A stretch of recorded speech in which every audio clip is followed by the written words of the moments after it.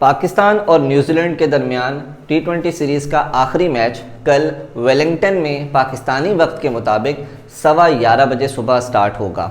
अगर हम देखें तो वैसे तो पाकिस्तान ये सीरीज़ हार चुका है, लेकिन अगर हम देखें तो इस कल के मैच के अंदर कुछ चेंजेस जो है सोर्सेस बता रहे हैं कि वो हो सकते हैं।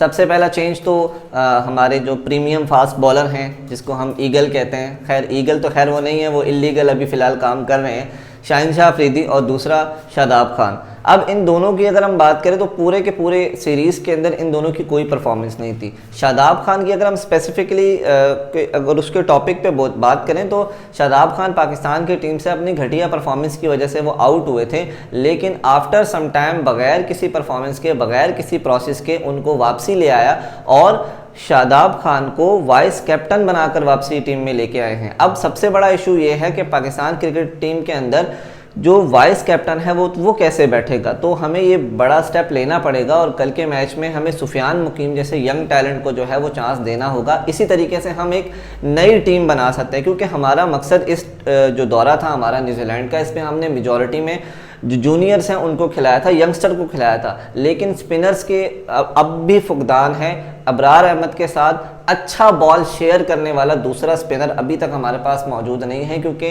शादाब खान तो फुल टॉस पे फुल टॉस और जो है वो पिच के बीच में बॉलें फेंक रहे होते हैं और उनको तो कोई भी आराम से छक्का चौका लगा देता है। तो शादाब की बॉलिंग में कोई सुधार अभी तक तो नहीं आया। तो कल के मैच में शादाब खान और शाहिनशाह अफरीदी दोनों को रेस्ट करवाने का हमारी जो टीम मैनेजमेंट है वो सोच रही है। ठीक है, अब अगर हम ग्राउंड की थोड़ी रियलिटी के ऊपर बात करें तो वेलिंगटन जो है ऑकलैंड से काफ़ी बड़ा ग्राउंड है। मतलब ऑकलैंड तो बहुत छोटा ग्राउंड था, पाकिस्तान ने 205 का जो टारगेट था वो बड़ी आसानी से वहाँ पे चेस कर लिया, बट ऑकलैंड से ये काफ़ी बड़ा ग्राउंड है। और अगर हम थोड़ी सी इसके ग्राउंड की बात करें तो ग्राउंड में हमारे पास 16 टी20 इंटरनेशनल इस ग्राउंड में खेले जा चुके हैं, जिसमें 7 मैचेस जो पहली टीम बैटिंग करती है वो जीती है और 9 मैचेस जो सेकंड बैटिंग करती है वो टीम जीती है। यानी कि इस ग्राउंड के अंदर जो सेकंड यानी चेस करने वाली जो टीम होती है उसका पलड़ा थोड़ा सा भारी नज़र आता है। और अगर हम एवरेज टोटल देखें इस ग्राउंड के अंदर तो वो अराउंड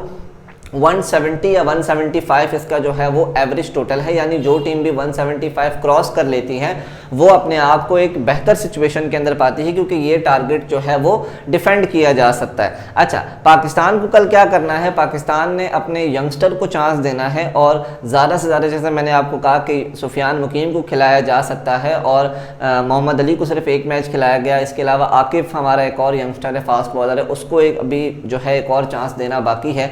अच्छा, इसके अलावा अगर पाकिस्तान की अगर हम बात करें, वैसे तो ये जो मैच है हमारे लिए डेड रबर ही है, क्योंकि सीरीज़ हम लोग हार चुके हैं, लेकिन इस पूरी की पूरी सीरीज़ के अंदर जो पिक ऑफ द चीज़ें हैं हमारे पास वो है मोहम्मद हारिस की बैटिंग। मोहम्मद हारिस ने जिस इंटेंट के साथ पूरी इस सीरीज़ के अंदर बैटिंग की है, सबसे स्पेशली वो वाला मैच जो पाकिस्तान जीता था, जिस तरीके से मोहम्मद हारिस ने आकर ब्रेसवेल को और उनके जो डिफरेंट बॉलर्स थे उनको छक्के लगाए थे, तो वो प्रॉपर अपनी इंटेंट शो कर रहा था। और हमारी क्रिकेट के अंदर इसी इंटेंट की पिछले काफ़ी टाइम से कमी थी।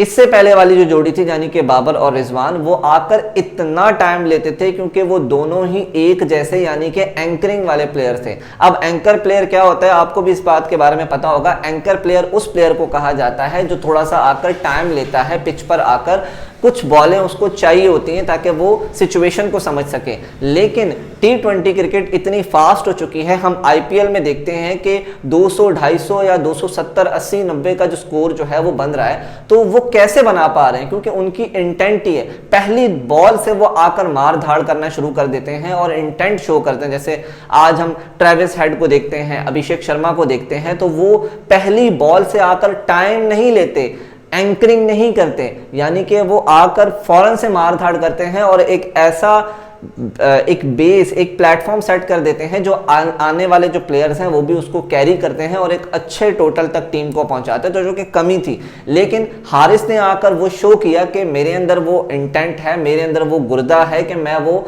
उस तरीके की क्रिकेट खेल सकता हूं। हारिस के अलावा हमारे पास अब्दुल समद एक बहुत ही फाइन टैलेंट है जो कि लोअर द ऑर्डर आकर अच्छी बैटिंग कर सकता है और उसकी झलक हमें पिछले मैच के अंदर नजर आई है। हसन नवाज की अगर हम बात करें, हसन नवाज से ज़रूर एक मैच के अंदर सेंचुरी स्कोर की है, लेकिन हसन नवाज़ की जो टेक्निक है वो उस तरीके से इंटरनेशनल क्रिकेट के लिए सूटेबल नहीं है। वो बहुत जल्दी पाकिस्तान टीम में आ गया है। उसने सिर्फ करना क्या है कि वो डोमेस्टिक के अंदर जाए, वो रेड बॉल खेले ताकि अपनी टेक्निक को बेहतर कर सके, और जब टेक्निक उसकी बेहतर हो जाएगी तो वो बहुत अच्छा प्लेयर बन सकता है। और ओपनिंग में तो वैसे भी हमारे पास अभी साइम अयूब ने आना है, फ़खर जमान अभी फिट हो चुके हैं। जो नेक्स्ट हमारा जो दौरा है बांग्लादेश के साथ, उसमें ये दोनों प्लेयर्स हमारे पास मौजूद होंगे। तो इन दोनों प्लेयर्स की मौजूदगी में भी जाहिर सी बात है हसन नवाज़ को उस तरीके से चांस नहीं मिलेगा। तो उनको क्या करना है कि अपनी टेक्निक के ऊपर काम करनी है। अच्छा, इसके अलावा अगर हम बात करें तो पाकिस्तान वैसे तो ये मैच ये जीतना, पाकिस्तान मैच जीते या हारे इतना फ़र्क नहीं पड़ेगा, क्योंकि पाकिस्तान सीरीज जो है वो हार चुका है, क्योंकि डेड रबर है पाकिस्तान के लिए, ठीक है। लेकिन अगर पाकिस्तान कल ये मैच जीतता है तो जो अगली सीरीज है पाकिस्तान की ओडीआई की सीरीज जो शुरू होने वाली है, जिसमें जो है हमारे सारे के सारे सीनियर्स जो हैं वो वापसी आ जाएंगे, तो उनका मोराल भी काफ़ी ज़्यादा बुलंद हो जाएगा। वो भी एक जीत के साथ नई सीरीज़ के अंदर दाखिल होंगे। अगर पाकिस्तान हारता है तो सब के शोल्डर्स डाउन होंगे, उस तरीके से इनके अंदर कॉन्फिडेंस नहीं होगा। तो कॉन्फिडेंस को बूस्ट करने के लिए, मोराल को हाई करने के लिए कल का मैच जीतना पाकिस्तान के लिए बहुत ज़रूरी है। और पाकिस्तान को कल लाजमी अपने यंगस्टर को पूरा फ्री हैंड देना है और उनको बोलना है कि जाओ आप जिस तरीके से खेल, अपनी जो नेचुरल क्रिकेट है उसको खेलो, परफॉर्म करो और पाकिस्तान के लिए अपना नाम रोशन करो। तो अगर इन पॉइंट्स के ऊपर पाकिस्तान अगर पूरा उतरता है तो कल का मैच हम जीत सकते हैं, क्योंकि न्यूजीलैंड की ये प्रॉपर ए साइड नहीं है। क्योंकि अगर हम ऊपर से फिन एलन और टिम सैफर्ड को आउट कर दें तो नीचे प्रॉपर जो है वो तेज़ खेलने वाले उतने प्लेयर्स उनके पास अभी ग्लेन फिलिप्स जैसे और मौजूद नहीं है। तो अगर हम ऊपर के जल्दी प्लेयर आउट कर देते तो हमारा चांस और भी बढ़ जाता है।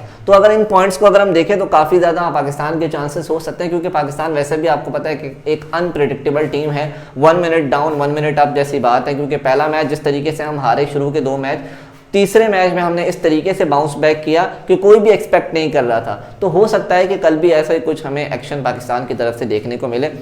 अगर जो है आप इसी तरीके की वीडियोस देखना चाहते हैं, हमारे चैनल को लाजमी सब्सक्राइब करें। तब तक के लिए अल्लाह हाफिज़।